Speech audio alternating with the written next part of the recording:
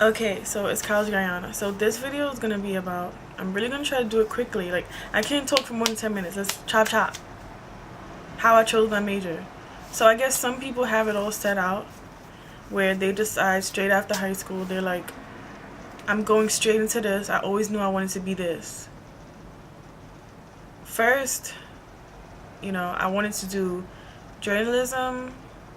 I wanted to dabble into some investigative journalism. Writing was everything for me. English major, some type of creative writing, some type of journalism, print journalism, all those things. Something related to that. However, later I ended up going to some trade school by accident, some preparatory for profit school, and I saw the only thing I saw on there that wasn't a trade like construction or HVAC technician or something. I thought, not to offend anyone, me being like petite and kind of wimpy, I'm not really into sports, athletic, anything like that. So I said I don't want to do anything like that. I want to do something more, I guess, stereotypical feminine, like a helping field. Only thing I saw related to that on the thing was something called human services. So it was so funny because I did this in a split decision after seeing it in a newspaper. I said, human services, you're giving services to a human. So I typed it in and I saw it could mean anything. So I did that. And then afterward, I got into trouble with that school and everything because of the loans and all these things. So when I paid everything off, I wanted to go to a CUNY school, which I considered a real school. So then I ended up furthering that. I actually didn't even investigate the majors at Kingsborough, to be honest. I later found out that they really did have something writing. It was like some type of journalism and stuff like that. But I just saw human services, mental health with KSAC, credentialed alcohol substance abuse counselor, as well, T, the trainee. So I said, let me do that, because in addition to getting my associates, I can work with this KSAC trainee. So I took that route. I love the courses. I did all the psych, abnormal psych. I did childhood development. I really loved that because it helps you understand how the abnormal psych occurred. It's childhood development. It started with that. So I started to take mental health. I took, right now I'm in interviewing and group leadership. So it's like interviewing clients. I took mental health organization where we had to do our human services agency. I mean, it was master's level degree and I'm only an associate's level. That's how serious Kingsborough is about their mental health majors and about their students. Their majors are really in depth.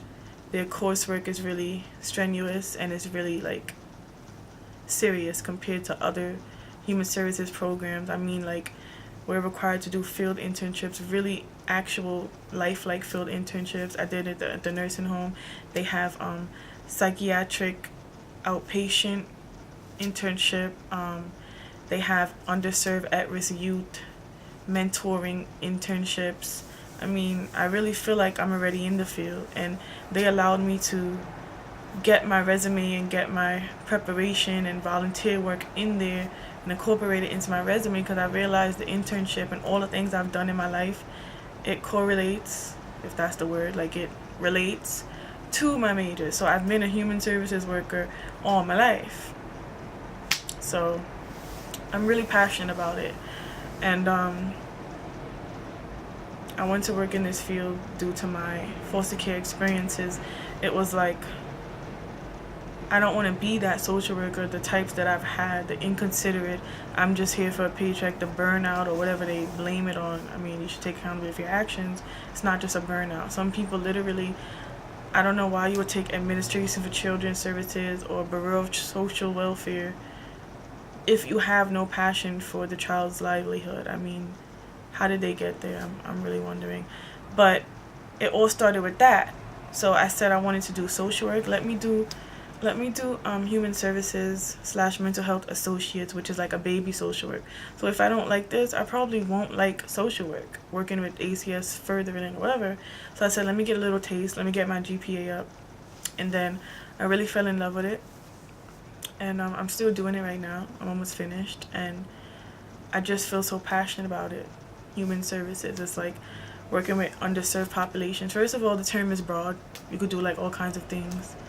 And I actually could work right now without going into social work bachelor's immediately, which is what I'm doing. I'm already doing intensive case management, working with underserved youth offenders to young adult offenders, and just facilitating workshops, incorporating, instilling drive in them through the workshops, and just restoring their confidence and getting them from square one, making them basically overcoming barriers to success in order for them to be self-sufficient and contribute to the welfare of their community.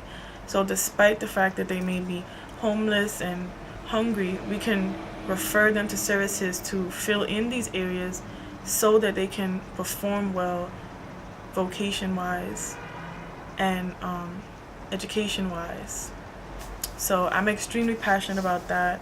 How I end up getting the job that I have right now is that I went in there with my proposal. Oh my God, I love you, Kingsborough. Because, when I did the proposal, I have another video I have to upload. I was so stressed out. My whole group was so stressed out of creating this lifelike human services agency. So we created it, and I said no. Like, we had to do budgeting, funding, everything. It had to be realistic. Sponsors, building, floors. Credentials, degrees, mock clients, intake forms, HIPAAs. It was so realistic. I said that I didn't strain myself for nothing. I'm gonna make this real. So I literally took my proposal with me to the job interview, not to be pompous, but I wanted to see how it resonated with the morals and values of the company. And I kid you not, when I opened up the proposal and I was looking at the forms on the wall, it was like I took their papers and put it in mine. They couldn't believe how it's like it was a match made in heaven. So that's my position now. And I have the other position referring people to HRA services, housing services.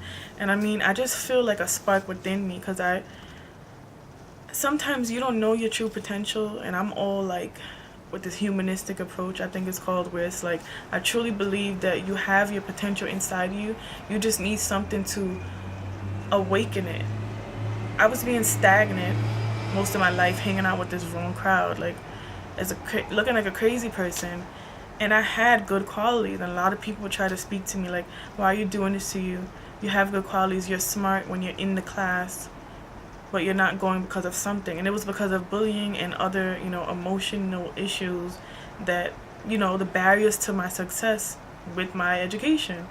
So I needed those areas filled. I needed referrals to counseling and all these things. But it's you can't just judge someone that's unemployed or not performing well in school, because you don't know why. So that's why I'm so big on literally on my business card it says getting you on the path to self-sufficiency. And it talks about eliminating those barriers to success, just making you able to get out of your bad state and just see the light, because literally there's light within everyone. It's just people have to realize on their own time, their true potential. Sometimes you're stagnant because of your crowd around you. Some people are abusing drugs and they're not able to see reality because their priority isn't self-awareness and growth and advancement, the Maslow's hierarchy of needs. If you're at the bottom, needs aren't fulfilled, you have no shelter and you're starving, there's nowhere you're going to think, how can I be the best banker in the company? You can't even get there because your mind is on survival mode, which is the basic needs, which is the housing, the shelter, and the food, and etc. Then you can, after eliminating and fulfilling those areas, then you can finally advance into other things, like how you want to see yourself in society and job position or whatever. But that's basically what I'm big on. That's how I chose my major. It was accidental and also due to experience, and I just stuck with the major.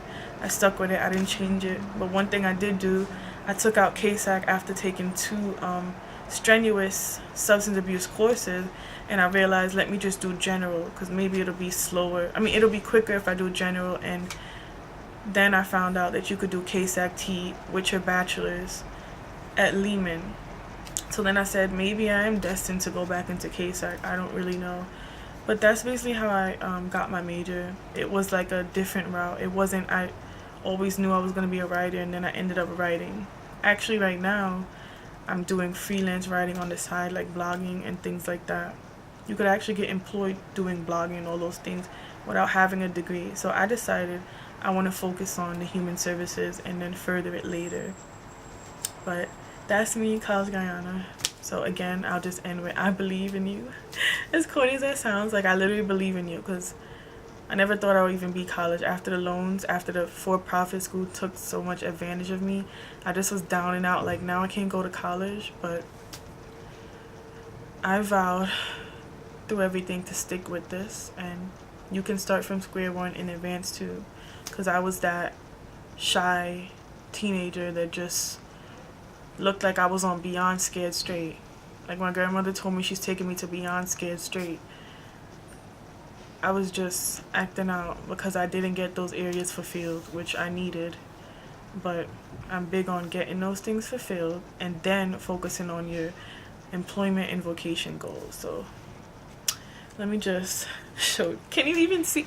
I'm tired of this. You can't see my business card, but it just says, you know, my blog, and then foster youth advocate and mentor. That's what I do. I do it. I don't even get paid for that, actually, to do all those foster youth related things. A lot of my positions are just interning for now, and later it will be paid. But this is my dream, and I'm going to work interning until I can actually work within the company when I have open availability after graduation. That's why I can't wait to graduate. This is the field that I want. That's just me, College Guyana. So let me go. Look at the video. It's 12 minutes. Let me go. Bye. Good night. I'm not doing any more until later.